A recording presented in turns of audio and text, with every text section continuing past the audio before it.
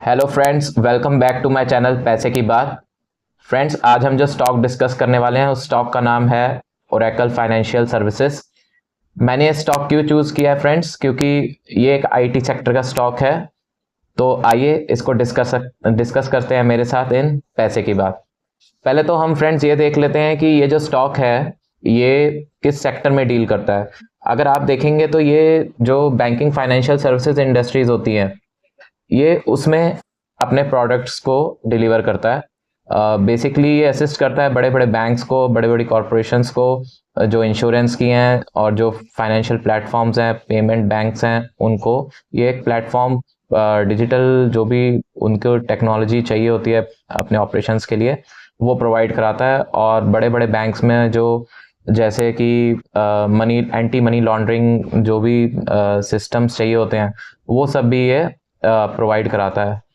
तो सबसे पहले इसके बारे में हमने ये देखा कि ये करता क्या है। तो basically banking financial services industries को, इंश्योरेंस इंडस्ट्रीज को सर्व करता है। अब इसके बाद हम ये देख लेते हैं कि इसका जो रेवेन्यू है, अगर मैं एक मिनट इसकी प्रेजेंटेशन खोलूं तो पता चलेगा कि इसका जो रेवेन्यू है वो किस हिसाब से बढ़ा है ईयर ऑन ईयर। तो अगर मैं पूरे फाइनेंशियल ईयर 24 का कंपैरिजन करूं तो रेवेन्यू जो है वो आप देखेंगे कि तो 7% पूरे फाइनेंशियल ईयर में बढ़ा है। और अगर इनका उसमें देखा जाएगा कि परसेंटेज ऑफ रेवेन्यू, बेसिकली इनकी कंपनी के दो पार्ट्स में ये ऑपरेट करते हैं, एक प्रोडक्ट एक सर्विसेज। तो जो प्रोडक्ट्स है वो इनका 49% है रेवेन्यू का कंट्रीब्यूशन, और जो सर्विसेज है उससे 28% कंट्रीब्यूशन आ रहा है। तो ये देखने वाली बात है कि प्रोडक्ट से इनको ज़्यादा कंट्रीब्यूशन आता है इनके रेवेन्यू में। इसके बाद अगर हम देखें तो इनका ऑपरेटिंग मार्जिन पूरे साल का जो रहा वो 44% रहा, तो ये अच्छा है, ऑपरेटिंग मार्जिन है। और नेट मार्जिन भी जो इनका रहा प्रॉफिट का वो 30-35% रहा, तो ये भी अच्छा है।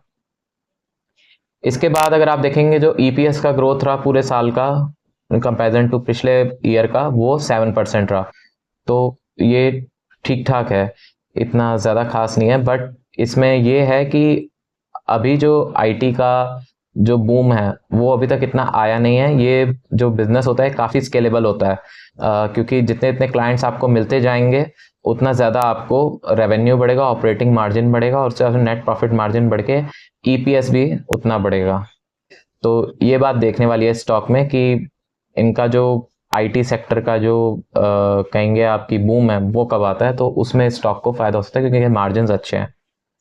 इसके बाद अगर हम देखें तो अगर इनका रेवेन्यू सेगमेंट को हम डिस्कस कर लेते हैं कि रेवेन्यू सेगमेंट कहाँ से आता है इनका। तो अगर आप इंडिया से देखेंगे तो प्रोडक्ट सेगमेंट में इनका रेवेन्यू 10% है इंडिया से। बाकी ये जो बाकी का जितना भी है ये सब इनको अमेरिका और साउथ ईस्ट एशिया और मिडल ईस्ट से आता है।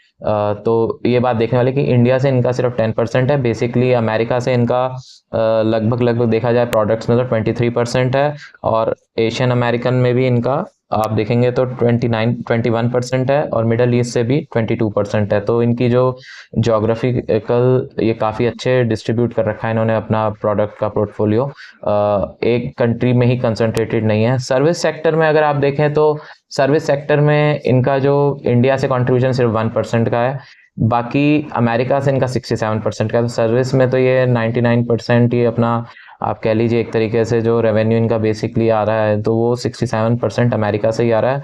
बाकी यूरोप से 17% और एशिया पैसिफिक से 10% है और मिडल ईस्ट से 5% है। तो इससे हमें क्या पता चलता है कि अगर आपको ये स्टॉक देखना है तो आपको ग्लोबल इकोनॉमिक्स भी थोड़ी वॉच आउट करनी पड़ेगी, किस डायरेक्शन में अमेरिका का बाज़ार और यूएस का अमेरिका का बाज़ार और ये यूरोप का जो बाज़ार है वो किस तरफ जा रहा है। और ये भी आपको देखना पड़ेगा क्योंकि ये कंपनी बेसिकली फॉरेन कंट्रीज़ में ज़्यादा कर रही है, तो आपको जो करेंसी है रुपी डॉलर की इक्वेशन देखनी पड़ेगी, आपको पाउंड्स और रुपी का इक्वेशन देखना पड़ेगा, क्योंकि अगर उनकी करेंसी डॉलर स्ट्रांग होगी तो रेवेन्यू यहाँ पे जो है इसका ओरेकल का वो ज़्यादा अच्छा होगा। तो ये भी देखना पड़ेगा आपको कि डॉलर स्ट्रांग हो रहा है कि वीक हो रहा है, क्या उसके प्रोजेक्शंस हैं अगले 1-2 साल के लिए, ताकि आप इस स्टॉक में एक अपना बिलीफ बना पाएँ।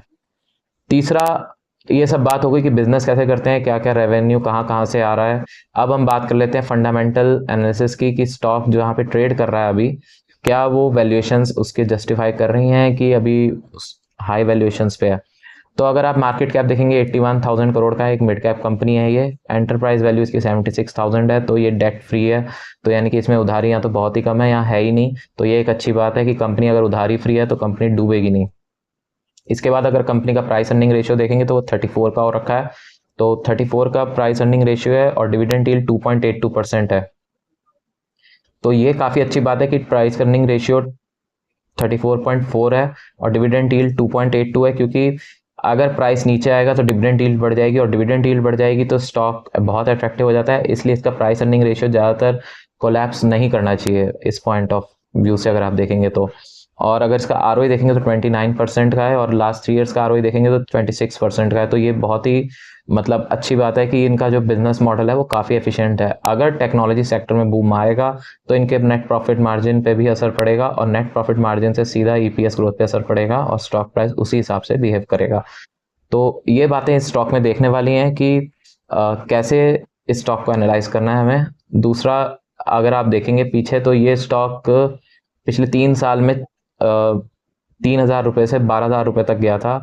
बेसिकली उसका रीज़न भी यही था कि उस वक्त क्या हुआ था कि आईटी में पहले एक हेडविंड चल रहा था कि क्योंकि इंटरेस्ट रेट बढ़ाए गए थे, तो ग्लोबली जब इंटरेस्ट रेट बढ़ता है तो वो इन्फ्लेशन को बढ़ावा देता है। फिर जब से फेडरल रिजर्व ने जब से इंटरेस्ट रेट डिक्रीज किया, तब से लिक्विडिटी सिस्टम में आई। लिक्विडिटी सिस्टम में आती है तो जो बैंक्स होते हैं वो अपने टेक्नोलॉजीज़ को अपग्रेड करते हैं और बाकी सारे जो भी इंश्योरेंस कंपनीज है वो भी अपनी टेक्नोलॉजी और जो भी डिस्क्रिशनरी स्पेंडिंग है टेक्नोलॉजी अपग्रेडेशन में वो चालू कर देते हैं। तो इनको कॉन्ट्रैक्ट्स भी और मिले, जैसे इनको कॉन्ट्रैक्ट्स और मिले इनका रेवेन्यू बढ़ेगा। तो इनका बिजनेस मॉडल इतना अच्छा है कि नीचे जाते जाते नेट प्रॉफिट मार्जिन तक बात जाएगी और नेट प्रॉफिट मार्जिन बढ़ेगा तो आपको पता है जो ईपीएस होता है वो net profit margin divided by number of share holders होता है। अगर ये इक्विटी डाइल्यूट नहीं करते हैं तो इनका नेट प्रॉफिट मार्जिन बढ़ रहा है तो ईपीएस ग्रोथ बढ़ेगा। ईपीएस ग्रोथ बढ़ने से स्टॉक प्राइस पे असर उसी हिसाब से दिखेगा। मैं आशा करता हूँ आपको मेरा वीडियो पसंद आया होगा। अगर कुछ इसमें आपको डाउट रह गया है तो एक बार इसको 0.5x स्पीड पे देख लीजिएगा तो आपको समझ में आ जाएगा मैं क्या कह रहा था।